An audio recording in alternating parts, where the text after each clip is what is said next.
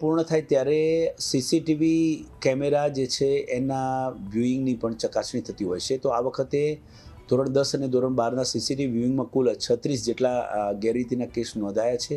આ દરેકના હિયરિંગ ચાલશે, રૂબરૂ પ્રત્યક્ષ એમને એ કેમેરામાં એમનું સીન બતાવવામાં આવશે ને એમાં સત્યતા જણાય છે એવું સ્વીકારશે. એના પછી અમે બોર્ડમાં આ ગેરરીતિના કેસ મોકલી આપીશું. અત્યારે ધોરણ 10ની અંદર 18 જેટલા કેસ જોવા મળ્યા છે.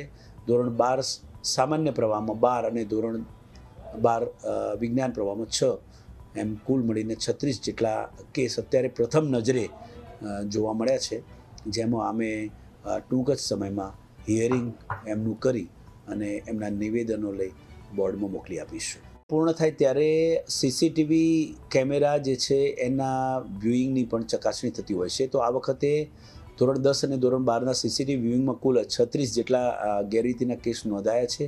આ દરેકના હિયરિંગ ચાલશે, રૂબરૂ પ્રત્યક્ષ એમને એ કેમેરામાં એમનું સીન બતાવવામાં આવશે ને એમાં સત્યતા જણાય છે એવું સ્વીકારશે. એના પછી અમે બોર્ડમાં આ ગેરરીતિના કેસ મોકલી આપીશું. અત્યારે ધોરણ 10ની અંદર 18 જેટલા કેસ જોવા મળ્યા છે.